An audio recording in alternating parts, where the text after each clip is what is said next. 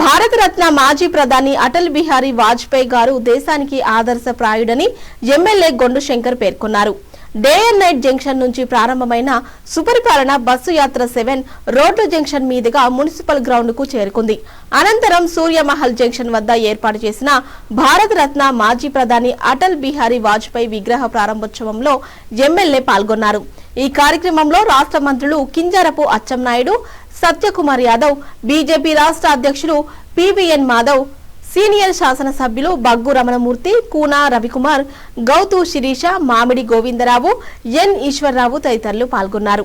అలాగే కూటమి నాయకులు, బీజేపీ, టీడీపీ, జనసేన మహిళలు, విద్యార్థులు, యువత పెద్ద సంఖ్యలో హాజరయ్యారు. ముందుగా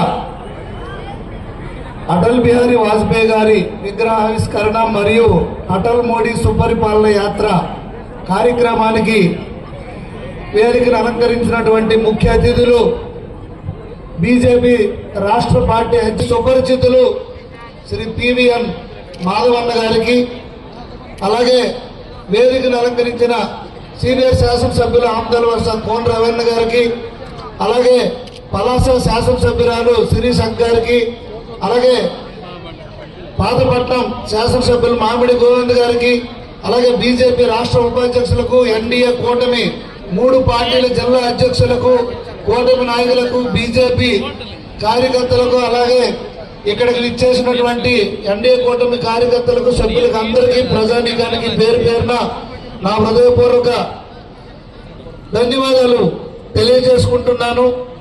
ఈరోజు మన శ్రీకాకుళం గడ్డపై భారతరత్న అటల్ బిహారీ వాజ్పేయి గారి విగ్రహావిష్కరణ మరియు అటల్ మోదీ సుపరిపాలన యాత్ర నిర్వహించుకోవడం మనందరికీ గర్వకారణం. అటల్ జీ గురించి మనం ఎప్పుడు పలికిన మనకు ముందుగా గుర్తొచ్చేది స్వర్ణ చతుర్భుజి, గోల్డెన్ క్వార్టర్లీటర్. దాంట్లో భాగంగా మనకి కోల్కతా టు చెన్నై ఈ రోజు 4 లేన్ అయ్యి మన జిల్లా అభివృద్ధి ఎంతో జరిగిందంటే అదే ముఖ్య కారణంగా మనం అందరం గుర్తుంచుకోవాల్సిన విషయం. నేడు ఈ రహదారులే దేశ ప్రగతికి బాటలు వేశారనేది ఇది సత్యం. మనం అందరం ఒకసారి గుర్తు చేసుకోవాల్సిన సమయం. ప్రధానమంత్రి